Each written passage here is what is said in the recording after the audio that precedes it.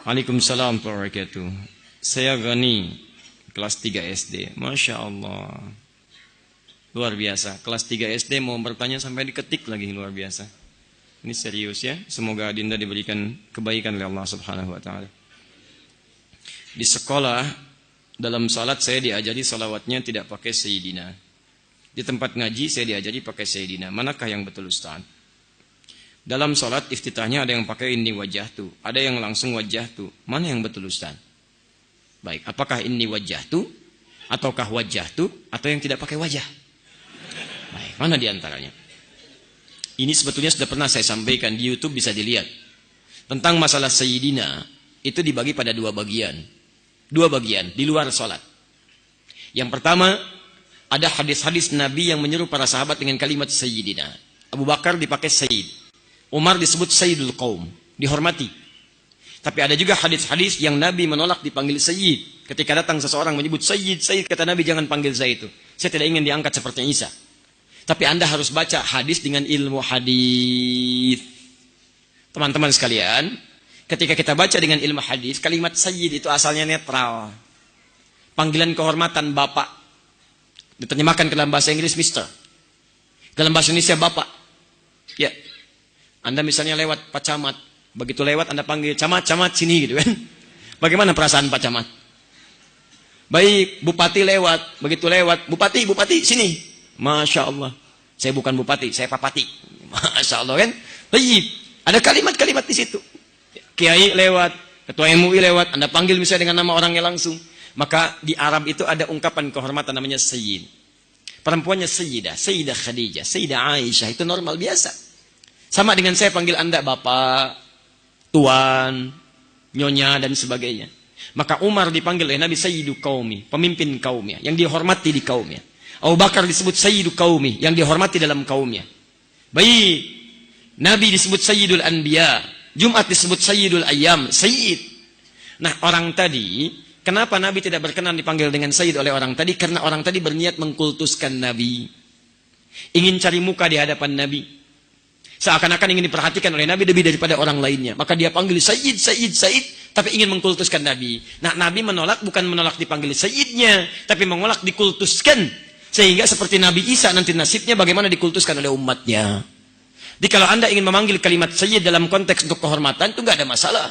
Saya tinggal di Mekah, bolak-balik juga ke Madinah, beberapa tempat yang lain. Orang Madinah, orang Mekah biasa, Allahumma shalli ala Sayyidina Muhammad. Itu biasa saja. Anda coba lihat di tulisan-tulisan di jalan, Allahumma shalli ala Sayyidina Muhammad, biasa saja. Ya, tapi kalau Anda ingin mengkultuskan dengan menggunakan kalimat Sayyid, itu yang dilarang. Sedangkan dalam sholat, kalau saya lebih pada pendapat tidak menggunakan kalimat Sayyid dalam sholat. Karena kalimat sholat itu dengan bacaan dan gerakannya diikut dan diikat oleh hadis Al-Bukhari nomor hadis 651. Sallu kama ra'aitumuni usalli. Salatlah kalian seperti persis melihat saya salat. Sedangkan dalam salat kita diajarkan tahiyat dan salawat tidak menggunakan sayyidina. Allahumma shalli ala Muhammad. Maka saya pribadi mencukupkan pada kalimat Allahumma shalli ala Muhammad. Dan itu menurut saya lebih kuat. Karena salat itu mengacu pada kaidah ikuti apa yang diajarkan oleh Nabi. Kalau di luar salat itu muamalah masih ringan di situ. Masih ringan, tidak ada dalil kuat yang mengikatnya. Ketentuan dalam usul fikih, jika ada yang khusus, maka khusus ini takhsis kepada yang ta'mim. Yang umum ditaksis oleh yang khusus. Dalam salat tidak ada kalimat Sayyidina yang diajarkan oleh Nabi.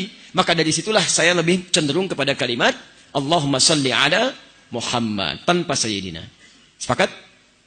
Baik. Kalau Anda ingin sepakat silakan. Kalau tidak, ya mungkin cari dalil lain yang lebih menenangkan. Inni wajjahtu dan wajjahtu. Dua-duanya ada. Yang wajjahtu tanpa ini di hadis Muslim nomor hadis 1848. Hadisnya dari sahabat Ali bin Abi Thalib radhiyallahu taala anhu. Yang pakai ini ada di Ibnu Majah nomor hadis 3221. Hadisnya dari Jabir bin Abdullah radhiyallahu taala anhu. Tapi saya mau bacakan hadisnya. Yang tidak pakai ini berikut bunyi hadisnya. Shallaitu khalfa Rasulillah sallallahu alaihi wasallam fastaftaha wajjahtu wajhiya lilladzi fatara as-samawati wal ard, dan seterusnya hadis. Saya pernah salat di belakang Rasulullah sallallahu alaihi wasallam, kata Ali bin Abi Thalib, fastaftaha, Maka beliau membaca doa istiftah dengan kalimat wajjahtu, wajhiya lilladzi, dan seterusnya hadis. Sedangkan yang pakai ini hadisnya dari Jabir bin Abdullah radhiyallahu taala anhu. Beliau sampaikan, qala ra'aitu Rasulullah sallallahu alaihi wasallam. Saya sering kali melihat Rasulullah sallallahu alaihi wasallam hina yadhbah, setiap kali menyembelih hewan kurban, aqbala al-qiblah, menghadapkan hewannya ke arah kiblat, sunnah pertama. Nanti mohon maaf ya, kalau akan menyembelih hewan kurban, sunnah pertamanya hadapkan hewannya ke kiblat. Jangan asal sembelih.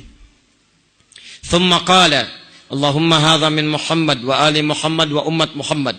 Kemudian tujukan untuk siapa hewan kurban itu. Kalau perorangan sebutkan, seperti Nabi mengatakan ini kurban untuk Muhammad. Untuk satu keluarga boleh. Allahumma min ali Muhammad, dari keluarga besar Muhammad. Jadi mohon maaf ya, ini kalau anda rizkinya banyak, misal di rumah ada 5 orang, setiap orang anda ingin korbankan 1 ekor, boleh, nggak ada larangan.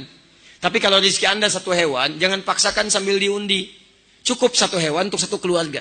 Keluarga besar Adi Hidayat 1 kambing. Maka 1 kambing itu mencakup saya, istri saya, dan 2 anak saya. Tadi bukan 2 putra ya, 1 putra, 1 putri. Mencakup seluruhnya. Cukup 1 hewan untuk semua keluarga. Sah. Jadi tidak perlu gantian. Kakak, ini adik dulu ya tahun ini, kakak tahun depannya. Wah ya nggak mau, kakak juga pengen kurban. Adik dulu, kakak dulu. Ya udah kita undi saja. Diundi cokok keluar kakek. Masya Allah. Kakak tidak, adik tidak gitu kan? Nggak usah, antum sebutkan aja nama keluarga besarnya, selesai. 3, umat Muhammad. Umat Muhammad diantaranya menunjuk kepada seseorang yang telah tiada. Sah. Karena ketika Nabi menyebut umat, itu mencakup semua umat Nabi, baik yang masih hidup ataupun wafat. Dalilnya di situ menunjuk pada 2 bagian. Berkurban bagi yang tidak mampu. 1. Di anda kalau misalnya mampu, ada orang lain tidak mampu, boleh anda berikan hewannya. Hadiahkan kepada orang itu untuk kurban dia. Boleh. Seperti Nabi berkurban untuk umatnya. Yang kedua, kurban untuk orang yang sudah tidak ada. Sah. Ulama sepakat di sini. Hanya Imam Asy-Syafi'i mengatakan diikat dengan syarat wasiat. Kalau ada wasiat lakukan, kalau tidak perlu dikerjakan. Tapi jumhur mengatakan tidak perlu ada wasiat karena hadisnya tidak menyebut wasiat. Sunnah yang selanjutnya, thumma qala bismillahi Allahu akbar. Sembelih ucapkan bismillahi Allahu akbar. Baru sembelih. Dan ingat ya, kalimat sembelihannya itu seketika. Idza dzabhtum fa ahsinudz dzibha. Ketika Anda akan sembelih, baguskan sembelihan. Dzabha seketika. Jadi bukan menggorok berkali-kali. Ya, ditolong dipelajari ya.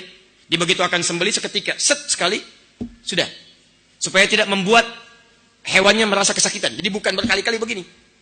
Ya, coba dipelajari itu ya, cari urat yang baik, jadi begitu, kemudian Anda sembelih seketika. Makanya kata Nabi, jika Anda ingin menyembelih, tajamkan pisaunya asah.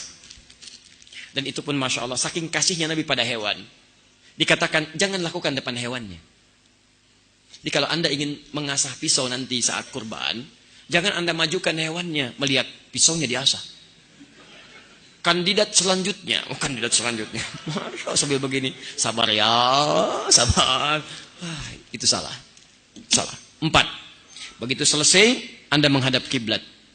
Lalu Anda ucapkan, lihat kalimatnya, inni wajjahtu wajhiya lilladzi fataras samawati wal arda, dan seterusnya hadis. Sepanjang penelitian kami dari hadis-hadis yang ada dari sahih sampai dengan palsu, maaf, kalimat inni wajjahtu itu hanya disebutkan dalam 2 hal. 1 bagi yang selesai lontar jumrah menghadap ke kiblat, yang kedua bagi yang selesai menyembelih hewan kurban. Adapun dalam sholat, yang kami temukan kalimat wajah itu tidak menggunakan ini, tapi langsung wajah tu. Ustadz, apakah boleh menggunakan ini? Kalau kami pribadi berpendapat tidak perlu menggunakan ini, karena sekali lagi kalimat sholat itu diikat dengan petunjuk Nabi, sallu kama ra'aitumuni usalli. Kalaulah kalimat ini bisa digunakan, maka Nabi akan jadi orang pertama yang mempraktekannya. Kalimat ini dihadirkan karena kalimat Nabi Ibrahim pernah mengucapkan itu di Quran surah ke-6 ayat 76 sampai 80. Ketika beliau melihat matahari, melihat bulan, melihat bintang tidak menemukan Allah, maka beliau katakan inni wajjahtu. Tapi itu bukan dalam konteks sholat, dalam pencarian kepada Allah. Jelas ya? Maka kalau Anda tanya mana yang paling kuat, saya pribadi berpendapat yang paling kuat yang tidak menggunakan ini. Saya pernah survei mencari kenapa ini pakai ini. Saya cari sampai saya mencari ke kitab-kitabnya teman-teman yang di NU. Saya sampai ke Jawa, Pak. Ya, saya senang menelusuri sesuatu. Jadi kalau ada sesuatu tertulis, saya cari kalau masih bisa ditemukan. Saya lihat ada nasab, saya sampai pergi ke Aceh, ketemu ahli nasab. Saya cross check yang saya hafal ini, apakah ini benar? Beliau katakan, oh ini tidak tepat, yang benar yang ini, yang ini, yang ini. Sampai kita cross check lagi. Dikatakan ada bekas misalnya Wali Songo, saya cari. Oh di bukunya ada begini, kita temukan. Sampai jalan saya Pak. Sampai ke Tuban, sampai ke Lasem, naik ke Pasujudan Sunan Bonang. Sampai kita hitung berapa anak tangganya. Kuncinya namanya Pak Abdul Wahid, kuburannya ada di sini, kita temukan itu. Yang pertama kali menyebarkan Islam, ya sampai ke daerah Sumatera, sampai kemudian datang ke Jawa. Ada yang dari Mesir namanya Syekh Ahmad Jumadil Kubra. Punya 2 anak, ya anak pertamanya namanya Maulana Ishaq. Dari Maulana Ishaq turun kemudian ada Kiai Ahmad Dahlan, ada Kiai Hasimin Asy'ari, itu nyambung ke Maulana Ishaq dua-duanya. Ya, yang satu lagi Syarif Abdullah. Syarif Abdullah menikah dengan Syarifah Mudaim, melahirkan Syarif Hidayatullah. Jadi Sunan Gunung Jati. Di mana Ahmad Jumadil Kubra sekarang meninggal dunia? Makamnya di mana? Daerah Semarang ke arah Demak. Sampai masjidnya saya ikutin, Pak. Jadi kalau Anda mau ke Demak, ini di Semarang, ini arah Demak, ini ada flyover di sini. Di sini ada masjid warna hijau. Kubahnya warna emas. Di sampingnya ada gerai ATM, ada 3. CMB Niaga, ada Mandiri, ada BNI satu lagi. Di sini Anda lurus, sebelah sini itu makamnya. Ikutin betul. Saya cari kitab, sampai ke toko buku di Lasem, saya dapatkan kitab teman-teman tuh yang tradisional. Saya temukan di bukunya, tidak disebutkan ini wajah tuh. Di kitab lengkapnya disebutkan wajah tuh. Saya telusuri. Nah, Allahu a'lam, tak kenapa sampai ke daerah-daerah, tiba-tiba kemudian menjadi tambahan ini. Ya. Jadi itu yang kami temukan. Allahu ta'ala a'lam bis-shawab. Saya mau tanya, pasti ini kertas pertanyaan. Jika terlambat datang dalam sholat berjamaah, pertanyaan saya, kenapa Anda terlambat datang? Itu sebelum Anda bertanya. Orang lain datang tepat waktu, Anda terlambat. Kenapa? Ayo jawab tuh. Sedangkan jamaah telah di posisi tahiyat akhir. Tuh, udah mau berakhir lagi sholatnya. Orang ada Mas Asep, Mas Doni, Anda masbuk. Pas mau akhir lagi. Kemudian kita ikut duduk, bukan kita, Anda. Saya tidak ikutan. Sudah terlambat, tahiyat, ayo ngajak-ngajak kita lagi. Ya, Masya Allah. Kalau mau terlambat saja. Antum gak usah ngajak-ngajak saya. Apakah tetap dapat pahala sholat berjamaahnya? Sholat berjamaah itu sepanjang Anda masuk ke dalam barisan imam. Sebelum imam salam, maka dihitung berjamaah. Jangan bikin jamaah baru. Jangan bikin jamaah baru. Awas. Jadi sebelum imam salam, sekalipun sedang tahiyat akhir, Anda langsung takbir Allahu Akbar, kemudian Anda tahiyat.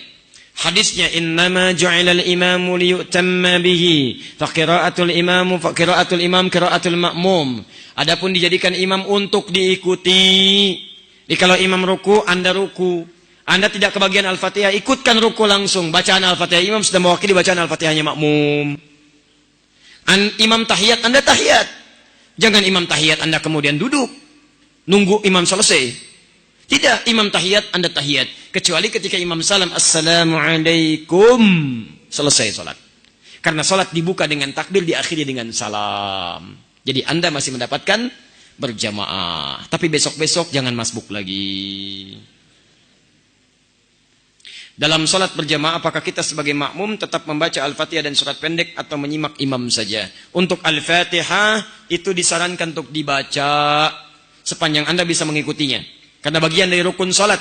Rukun ini menjadi rukhsah bagi makmum. Rukhsahnya apa? Rukhsahnya jika dia mampu, dia bisa mengucapkannya atau mengikutinya. Tapi kalau sholat sendirian wajib untuk dibacakan. La salata liman lam yaqra bi Fatihatil kitab. Tidak ada sholat bagi orang yang tidak membaca Al-Fatihah. La di sini la-nya 2, la nafyi wala naqsi. La yang ujungnya harakatnya fathah, maknanya 2, la nafyi wala naqsi. Naqsi, nafyi artinya menafikan. Bagi sholat yang sendirian, maaf, sholat sendirian, dia tidak membaca Al-Fatihah, maka nafyi, sholat dinafikan oleh Allah, tidak diterima. Diulang. Tapi kalau sholat berjamaah, dia bisa baca Al-Fatihah, tapi dia memilih mengikuti imam saja, menyimak saja, maka naqsi, sholatnya kurang sempurna. Maksudnya pahalanya tidak sempurna. Sholatnya sah, tapi pahalanya tidak sempurna. Paham? Tapi kalau ada misalnya orang sholat, imam tidak sanggup diikuti bacaan Al-Fatihahnya. Kenapa? Karena imam sudah ruku. Allahu Akbar, imam ruku. Anda baru takbir. Kalau Anda mendapati imam sudah ruku, maka Anda langsung takbir, langsung ruku. Langsung ruku seketika. Nah, ruku ini seakar dengan kata rakaat, seakar dengan kata rak'ah. Jadi kalau Anda sudah ikut ruku, Anda sudah dapat 1 rakaat subuh. Begitu ke masjid, imam ruku rakaat pertama. Anda takbir langsung ruku. Allahu Akbar. Nggak usah baca Al-Fatihah lagi. Karena bacaan Al-Fatihah Anda sudah diwakili oleh imam. Qiraatul imam, qiraatul makmum. Bacaannya imam dalam keadaan imamnya sudah ruku, Al-Fatihahnya imam mewakili Al-Fatihahnya makmum. Makmum langsung ruku, tidak perlu baca Al-Fatihah lagi. Maka setelah itu kemudian sah dia salatnya sudah 1 rakaat. Begitu imam salam, dia sudah dapat 2 rakaat. Antum nggak usah naik lagi. Jangan terlampau soleh. Oh, antum naik lagi misalnya, nggak usah. Itu sudah dinilai sebagai 2 rakaat. Jelas? Maka tolong bagi imam, mohon izin ya, bagi imam, berikan kesempatan makmum baca Al-Fatihah. Anda bisa berikan jeda.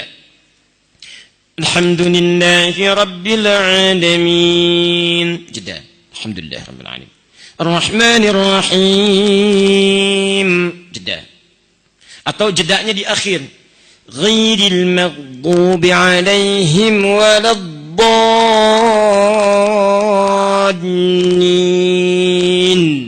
Amin. Jeda. Minimal jeda untuk 3 ayat. Sampai Ar-Rahmanir Rahim. Itu dipandang sah Al-Fatihahnya. Karena bacaan Quran terpendek, suratnya 3 ayat. Inna a'tainakal kautsar fasholli lirabbika wanhar inna syani'aka huwal abtar. Ulama sepakat kalau ada orang baca Quran dengan 3 ayat senilai tadi atau 1 ayat panjangnya senilai 3 ayat tadi, maka sah bacaan Qurannya. Paham? Adapun bacaan surah itu dianjurkan untuk menyimak, tidak harus diikuti bacaannya. 2 menit lagi. Saya baca yang tidak diketik ya.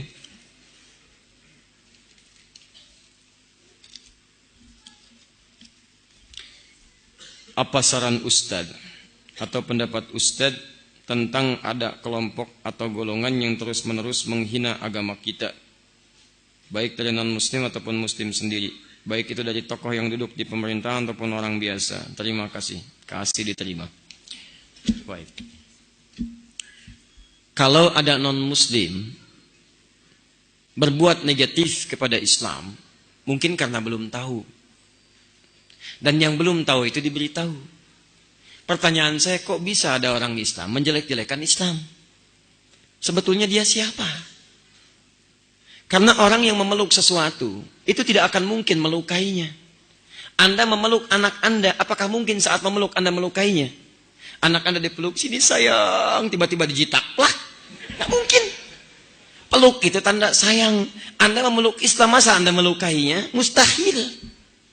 Jadi kalau ada orang kemudian mengatakan muslim, kemudian dia melukai Islamnya, maka ada yang salah dalam keislamannya. Minimal munafik. Minimal itu kata Quran. Hati-hati. Quran surah keempat ayat ke-140. Posisi paling kiri sebelah bawah. Ini sikap bagi orang munafik. Cirinya kadang kalimat-kalimatnya bagus. Cirinya di Quran surah kedua ayat 204 sampai 207. Wa minan nasi may yu'jibuka qawluhu fil hayatid dunya wa yushhidullaha ala ma fi qalbihi wa huwa aladdul khisam. Di antara sementara orang ada yang kalau bicara kata-katanya begitu menarik. Retorikanya cantik. Kalimatnya bagus. Kadang-kadang membawa nama Allah. Ayat Quran dipotong-potong padahal dia musuh yang paling bahaya. Coba Anda lihat. Ada mengaku muslim, tapi bisa mengatakan kalimatnya bagus. Semua agama itu sama. Menuju pada Tuhan yang sama. Cuman caranya beda-beda. Pernah dengar kalimat itu? Siapa yang mengucapkan? Tuh. Kalimatnya bagus, seakan-akan menarik. Kata Quran, padahal dia musuh yang paling nyata. Itu sudah jauh-jauh hari diperingatkan oleh Nabi. Anda buka hadis Muslim, jilid yang pertama, halaman 111. Bab yang keempat, hadis nomor 6. Paling kiri sebelah atas di kitabnya. Rawinya sahabat Abu Hurairah radhiyallahu ta'ala anhu. Kata Nabi, sayakunu fi akhir ummati dajjaluna kadzabun. Akan muncul di akhir-akhir umatku nanti para pendusta yang pintar-pintar. Ada dajjal, ada masih ad-dajjal. Kalau dajjal saja bukan makhluknya, tapi mengambil sifatnya. Di antara sifatnya pintar. Dajjal itu dajjal itu pintar atau bodoh? Pernah lihat? Masya Allah. Dari mana tahu pintar? Bisa menipu orang. Kalau tidak pintar bagaimana bisa menipu? Kalau masih ad-dajjal makhluknya, kalau dajjal saja sifatnya, kata Nabi akan banyak orang pintar yang menipu. Dan nipunya bukan nipu biasa, bukan bisnis. Kalau bisnis dari jahiliyah sudah banyak. Yang ngurangin timbangan zaman jahiliyah sudah ada. Wailul lil mutaffifin, Celaka orang-orang curang, alladzina idza talu hum 'alan nasi yastawfun, yaitu kalau menimbang mereka kurangi. Jadi kalau masalah curang di bisnis, zaman jahiliyah sudah ada. Kalau sekarang ada pebisnis curang, dia terlambat. Keduluan orang-orang jahiliyah. Terlambat, telat dia. Sampaikan pada orang curang, antum terlambat, sudah keduluan jahiliyah. Telat lahir dia. Tapi yang ini bukan masalah dunia. Yuhadditsunakum bima lam tasma'uhu wa la yasma'unahu aba'ukum. Dia akan bicara tentang urusan agama Anda yang membuat Anda kaget. Jangankan Anda, orang dulu pun kalau dengar akan ikutan kaget. Saya belum pernah dengar ada orang jahiliyah, sebodoh-bodohnya orang jahiliyah tidak pernah mengatakan kalimat semua agama sama. Coba lihat, saya tanya sekarang, yang mengatakan semua agama sama itu orang pintar, orang bodoh? S1, S2, S3, S4, kerupuk 2. Pintar. Kecil. Itu teman-teman sekalian, mohon maaf. Itu kata Quran, orang-orang bermasalah. Nah, menyikapi orang seperti ini, dalilnya Quran surah 4 ayat 140. Wa qad nazzala 'alaikum fil kitab, telah tetap ketentuan dalam Al-Qur'an, an idza sami'tum ayatillahi yukfaru biha. Ini akhir dari jawaban kita. Jika ada seseorang yang memalingkan ayat Al-Qur'an, mengingkari ayat-ayat Allah, wa yustahza'u bihi, atau minimal mengolok-olok Islam, mengolok-olok misalnya jilbab, mengolok-olok syariat Islam, maka bagaimana sikap kita? Fala taqudu ma'ahum. Kata Quran, Anda jangan mencelanya. Tuh, indah. Daripada Anda buang-buang waktu mencela orang lain, lebih baik lisan kita dipakai untuk baca Al-Quran. Terlalu mahal energi kita untuk mencela mereka itu. Cukup kata Quran, tinggalkan mereka. Tinggalkan. Jadi kalau ada majlisnya jangan dihadiri. Kalau ada bukunya jangan dibaca. Kalau ada siarannya jangan didengarkan. Fala taqudu ma'hum. Itu sebagai sayang Allah kepada dia supaya dia mau berubah. Sebab kalau umat meninggalkannya, mungkin dia mau berfikir. Di Allah itu sayang pada dia supaya dia mau berubah.